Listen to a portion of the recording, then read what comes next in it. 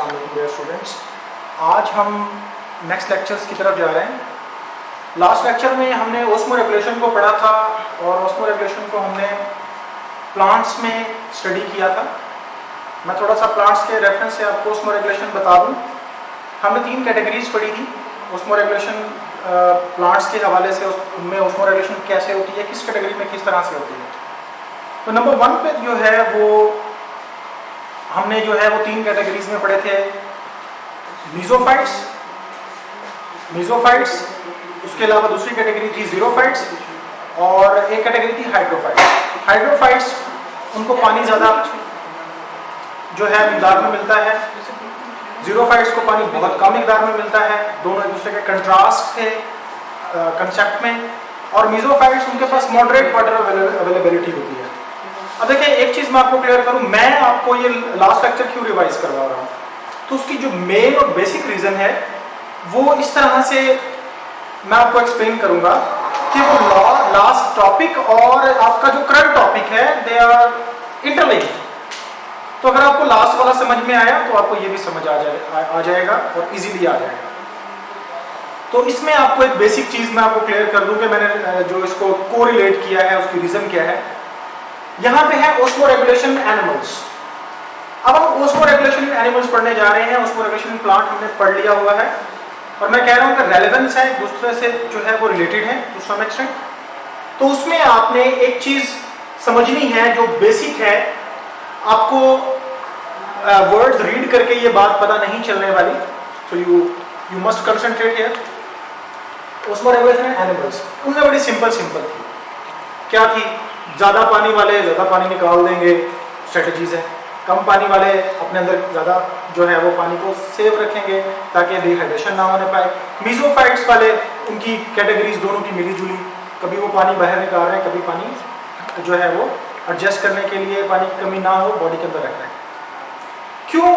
उनके अंदर बहुत ज़्यादा पानी चला जाता था, बहुत कम चला जाता था, तो वो सर्वाइव कर जाते थे। एनिमल्स में ऐसे नहीं है। एनिमल्स में ऐसा क्यों नहीं है? ऐसा क्या था प्लांट में कि जिसके लिए जो है वो कोई नेट एक्सचेंज नहीं था। यानी नेट एक्सचेंज वाटर का बहुत ज्यादा पानी आ गया, फ्लडिंग हो गई तो नो प्रॉब्लम, सेल सर्वाइव करते हैं। और अगर पानी की कमी हो गई तो भी सेल सर्वाइव करते हैं, प्रॉब्लम नहीं थी। तो उसकी जो बेसिक रीजन है, इस रीजन की तरफ आपको तवज्जो दिलवा रहा हूं आपको, तो आपने इसको कंसंट्रेट करना है। ओस्मो रेगुलेशन इन एनिमल्स और प्लांट्स के अंदर एक जो बेसिक डिफरेंस है वो है उनके सेल वॉल का। आप सब जानते हैं कि सेल वॉल जो है वो एनिमल्स के अंदर नहीं होती, जबकि प्लांट्स के अंदर हर सेल के अंदर सेल वॉल पाई जाती है। अब एनिमल्स के अंदर सेल वॉल नहीं है, तो अब सेल वॉल नहीं है जो एक्स्ट्रा प्रोटेक्शन दे रही थी प्लांट सेल को कि उनके अंदर ज्यादा पानी चला जाए तो वो फटे ना, टर्जिडिटी बर्दाश्त करने की सलाहियत थी। लेकिन एनिमल्स में ऐसा नहीं है। एनिमल्स के सेल इसका मतलब वीक हुए। इसका यही मतलब बनता है कि एनिमल सेल के गिर्द एक्स्ट्रा प्रोटेक्शन यानी सेल वॉल नहीं है।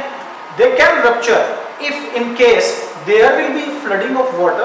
अगर पानी ज्यादा चला गया तो रप्चर कर जाएंगे, फट जाएंगे। तो इसी चीज को माइंड में रखना है कि सेल वॉल इनमें नहीं है। तो अब सेल वॉल नहीं है तो प्लांट्स की निस्बत ओस्मो रेगुलेशन एनिमल्स में बहुत डिफरेंट है। क्यों? Animal can not survive net water gain और लॉस। के जो एनिमल्स हैं वो पानी आता रहे, पानी जाता रहे, फौरन बहुत ज्यादा आ जाए, बहुत ज्यादा निकल जाए, इस कंडीशन को एनिमल सेल सर्वाइव नहीं कर सकते। नेट वाटर गेन लॉस को एनिमल सेल सर्वाइव नहीं कर सकते, डेड हो जाएंगे। क्यों हो जाएंगे? Because they do not have extra protection same as the plant have. जो प्लांट में थी वो इनके अंदर नहीं है। अब दूसरा जो अब रीजन पढ़ते हैं, आगे चलते हैं।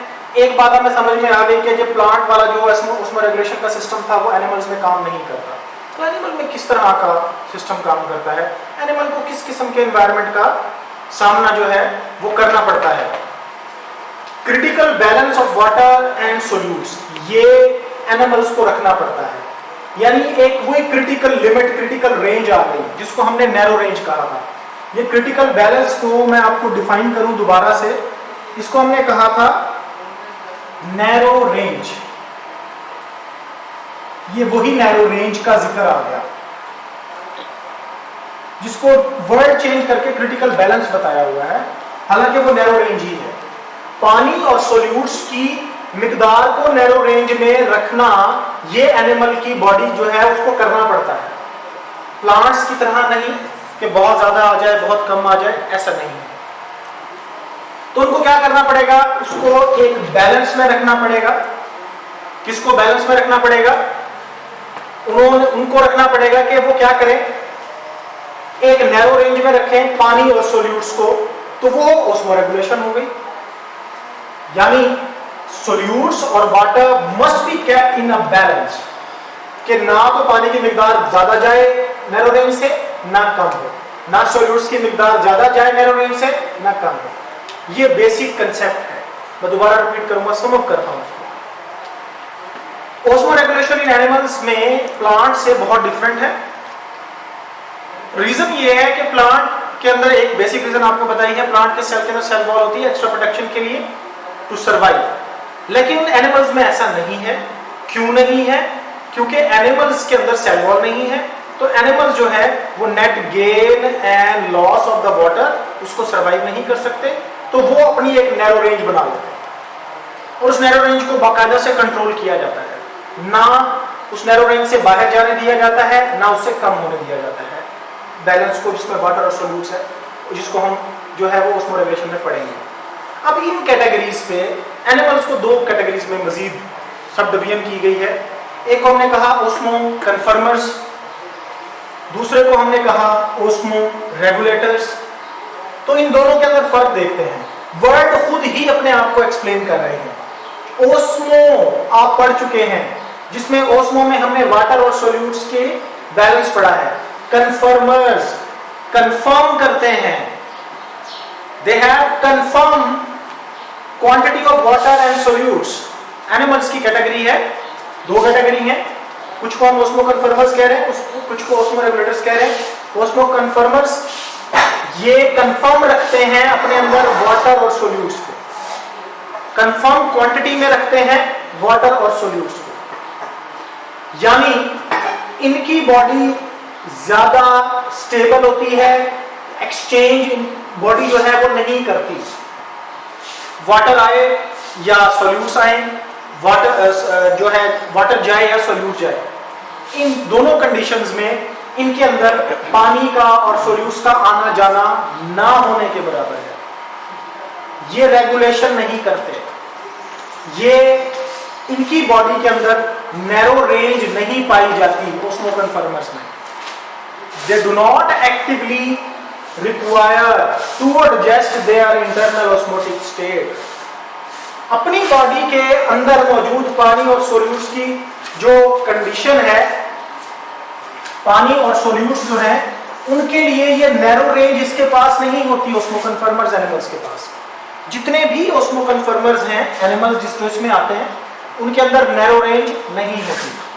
जितना मर्जी पानी अंदर आ जाए, जितना मर्जी बाहर चला जाए, एज सच मैं इसको अगर कंपेयर करूं तो बात यूं बनेगी कंसेप्ट वाइज कि ओस्मो कन्फर्मर्स की बॉडी के अंदर पानी उतना ही जाएगा जितना बाहर के एनवायरनमेंट में होगा। बाहर के एनवायरनमेंट में ज्यादा है तो ज्यादा पानी चला जाएगा, नो प्रॉब्लम। अगर बाहर के एनवायरनमेंट में पानी कम है तो पानी कम जाएगा, नो प्रॉब्लम। और बाहर सोल्यूट्स ज्यादा है तो ज्यादा सोल्यूट्स अंदर जाएंगे सेल में, नो प्रॉब्लम।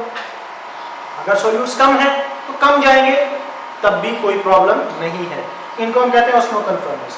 यानी इनकी बॉडी के अंदर कोई नैरो रेंज नहीं है जिसके मुताबिक इनको जो है वाटर और सोल्यूट्स को बैलेंस में रखना पड़े, उसको मेंटेन करना पड़े। ये ऐसे ही सर्वाइव करते हैं विदाउट एनी नैरो रेंज। तो उसकी डेफिनेशन लिखी हुई है आपकी बुक के अंदर, वो आपने नोट करनी है। The animals do not require actively to adjust their internal osmotic state. छोटी सी शॉर्ट सी डेफिनेशन आपको मिलता आ रहा हूं निकाल के यहाँ से। तो ओस्मो कन्फर्मर्स को कोई जरूरत नहीं है कि वो एडजस्ट करें एडजस्ट के साथ एक और वर्ड अगर ऐड करें, रेगुलेट, ना तो इनको अपनी बॉडी का टेम्परेचर, अपनी बॉडी का सॉरी टेम्परेचर क्या है, वाटर और सॉल्यूट्स की कंसंट्रेशन को ना तो रेगुलेट करना पड़ता है ना एडजस्ट करना पड़ता है, क्योंकि इनकी नैरो रेंज ही नहीं है। ये सर्वाइव करते हैं, विदाउट नैरो रेंज सर्वाइव करते हैं। और इंटरनल बॉडी स्टेट जो है वो उनको आइसोटोनिक रखा जाता है टू एक्सटर्नल एनवायरनमेंट। मैं अब इसको एक्सप्लेन कर चुका हूं बहुत अच्छे तरीके से कि जो बाहर की एनवायरनमेंट की कंडीशन है उसके मुताबिक इनकी बॉडी की सेल के अंदर की इंटरनल कंडीशन होगी, और वो हमने आइसोटोनिक का कंसेप्ट पढ़ा हुआ है। Same as, iso mean same, tonic mean environment, यहां पे हम इसको रिप्रेजेंट कर रहे हैं एनवायरनमेंट से। सेम एनवायरनमेंट, अंदर का ओस्मो कन्फर्मर्स की बॉडी का और इनके बॉडी से बाहर का जो एनवायरनमेंट है उससे इनको हम कहते हैं osmoconformers. They do not have actively to adjust their internal osmotic state. इनको कोई जरूरत नहीं है चीजों को अपनी बॉडी के अंदर लाने की, ले जाने की और नैरो रेंज मेंटेन करने की। बिल्कुल इसकी कंट्रास्टिंग टर्म है जिसको हम कह रहे हैं ओस्मो रेगुलेटर्स। अब ओस्मो रेगुलेटर में हम इसको डिस्कस करें कि ओस्मो रेगुलेटर्स क्या हैं। वर्ड दो हैं यहाँ पर जो जिनसे मिलकर ये वर्ड बना हुआ है, ओस्मो रेगुलेटर्स। जैसे वहां पे कहा ओस्मो कन्फर्मर्स, आप समझते हैं ओस्मो से मुराद है वाटर प्लस सोल्यूट्स, और सिंपल ओस्मो का मतलब हो गया, हम यहां पे जो समझ रहे हैं वाटर और सोल्यूट्स का रेगुलेट होना, ये वर्ड रेगुलेटर्स, वाटर और सोल्यूट्स की मेंटेनेंस या रेगुलेशन, ठीक है। दूसरे वर्ड में दे मेंटेन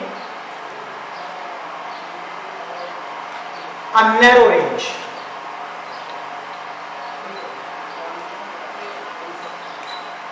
in their body। वो नैरो रेंज मेंटेन नहीं करते, लेकिन इनको नैरो रेंज मेंटेन करनी पड़ेगी, उसके अलावा ये सर्वाइव नहीं कर सकते। Animals require actively to adjust their internal osmotic state। बाहर वाटर की मिकदार ज्यादा हो जाए या कम हो जाए, इनकी बॉडी के अंदर वो नैरो रेंज मेंटेन रहनी चाहिए। अगर उस नैरो रेंज से पानी की मिकदार ऊपर जाएगी तो ये पानी को बाहर निकालना शुरू कर देंगे रेगुलेट करने के लिए कि पानी की मिकदार इस नैरो रेंज में रहे। अगर पानी की मिकदार कम हो जाएगी, ये बाहर से पानी लेना शुरू कर देंगे ताकि पानी की मिकदार रेगुलेट रहे। इसीलिए यहां पे इनको जो है वो फौरन अपनी बॉडी की कंडीशंस को इस नैरो रेंज में लेके आना पड़ता है। पानी का नेट एक्सचेंज होता है और सोल्यूट्स का नेट एक्सचेंज होता है अंदर या बॉडी के बाहर। ना ज्यादा पानी को अंदर आने दिया जाता है, ना ज्यादा पानी को बाहर जाने दिया जाता है। इस नैरो रेंज को मेंटेन किया है। Internal body state regulate according to changing external environment. अगर हम ऐसे बात करेंगे अब कि अगर इनकी बॉडी के अंदर जो है वो पानी ज्यादा आ गया, फॉर एग्जाम्पल हम कहते हैं हाइपोटोनिक कंडीशन। ये आपने हाइपोटोनिक लास्ट लेक्चर में समझे थे, छोटे छोटे कंसेप्ट्स थे, उसी से रिलेटेड है टॉपिक। देखें, हमने हाइपोटोनिक आइसोटोनिक एनवायरनमेंट पढ़े थे। आइसोटोनिक हम ओस्मो कन्फर्मर्स वाले को कह रहे हैं। जितने भी एनिमल्स जो आइसोटोनिक कंडीशंस में रहते हैं वो सारे के सारे ओस्मो कन्फर्मर्स। लेकिन जितने भी एनिमल्स वो ओस्मो रेगुलेटर हैं, या तो वो हाइपोटोनिक एनवायरनमेंट में रहते होंगे या हाइपरटोनिक एनवायरनमेंट में रहते होंगे। चलें अब इस लिहाज से देखते हैं, अगर एक एनिमल जो हाइपोटोनिक एनवायरनमेंट में रहता है उसको किस किस्म के माहौल का सामना है। हाइपोटोनिक में हमने पढ़ा था, मैंने आपको कोड्स बनवाए थे, तीर के निशान लगवा के कुछ हिंट्स दिए थे, जिसमें कहा था हाइपोटोनिक एनवायरनमेंट में बाहर की जो कंडीशन है उसके अंदर क्या होता है, उसके अंदर जो है वो सोल्यूट्स और जो पानी है उसकी मिकदार जो है वो ज्यादा है। पानी की मिकदार ज्यादा होती है और सोल्यूट्स की मिकदार कम होती है। तो जब बाहर के एनवायरनमेंट में पानी की मिकदार ज्यादा है और सोल्यूट्स जो हैं वो कम है, एक्सटर्नल एनवायरनमेंट में वो हाइपोटोनिक एनवायरनमेंट है। अब एक एनिमल वो इस इन्वायरमेंट में रह रहा है जिसमें पानी बाहर ज्यादा है, सॉल्यूट्स कम, तो क्या होगा, excess water inside the cell ज्यादा जाएगा, बाहर पानी ज्यादा है तो वो बॉडी के अंदर जाना शुरू हो जाएगा। ये हाइपोटोनिक कंडीशन में होगा। सिंपल कंसेप्ट है, अगर आपको हाइपोटोनिक का समझ आया था। अब हाइपोटोनिक के अंदर ऑस्मो रेगुलेशन कैसे होगी, बिल्कुल सेम वैसे ही जैसे आपको बताया कि अगर हाइपोटोनिक एनवायरनमेंट को देखते हैं, ये क्या है, इसके अंदर आउटर एनवायरनमेंट में पानी की मिकदार कम होती है और सॉल्यूट्स की मिकदार निस्बतन ज्यादा होती है। यानी बाहर सॉल्ट्स ज्यादा पड़े हुए हैं, पानी कम है, तो सेल के अंदर से पानी निकलेगा, बाहर जाना शुरू होगा, सॉल्यूट्स अंदर जाना शुरू होगा। लिखा हुआ है excrete excess salt inside the cell. तो ये एनवायरनमेंट क्या करेगा, सॉल्ट्स ज्यादा हैं, सॉल्यूट्स ज्यादा हैं, ये सॉल्यूट्स को उठा के बॉडी के अंदर डालना शुरू कर देगा, क्योंकि बाहर सॉल्यूट्स ज्यादा हैं तो ये सॉल्ट सॉल्यूट्स को अंदर भेजेगा और पानी को बाहर निकालेगा। ठीक है, excrete excess salt inside the cell, hypertonic environment में। तो हमारे पास जो टर्म्स बनी ओस्मो रेगुलेटर में, या हाइपोटोनिक वाले आएंगे या हाइपरटोनिक वाले आएंगे। ओस्मो रेगुलेटर ऐसे animals, they have to actively adjust their internal osmotic state according to the changing external environment. इनको एक्सटर्नल एनवायरनमेंट, बदलते हुए एक्सटर्नल एनवायरनमेंट के मुताबिक अपनी बॉडी को नैरो रेंज को, अपनी बॉडी की नैरो रेंज को मेंटेन रखना होता है। हर सूरत में उन्हें अपनी बॉडी की नैरो रेंज को मेंटेन रखना है। ये जो मेन कंसेप्ट्स हैं ओस्मो रेगुलेशन एनिमल्स, ये बेटा आपको आगे पूरे टॉपिक के अंदर हेल्प करने वाले हैं। अब आपने यहाँ पे शॉर्ट नोट करने हैं। नंबर 1, जो मैंने ये नैरो रेंज वाला कंसेप्ट दिया है, इसको अपने ग्रिप करना है। सेल वॉल वाली बात बताई है, वो आपको पता होना चाहिए, वो आपके कंसेप्ट्स हैं। ओस्मो कन्फर्मर्स और ओस्मो रेगुलेटर, ये बोर्ड के अंदर सवाल जो है बहुत बार रिपीट हो चुका है। as it is, you have to prepare this question, what is the difference between osmo conformers and osmo regulators? ये आपका क्वेश्चन बन गया, आपसे ऐसे ही शॉर्ट में पूछा जाएगा। इंडिपेंडेंटली भी ये सवाल पूछा हुआ है, what are the osmoconformers, और यहाँ पे पूछा हुआ है what are the osmoregulators. इनकी एग्जांपल इंशाल्लाह हम नेक्स्ट लेक्चर में जरूर देखेंगे। अभी तक के लिए इतना ही, इंशाल्लाह मिलते हैं नेक्स्ट लेक्चर में।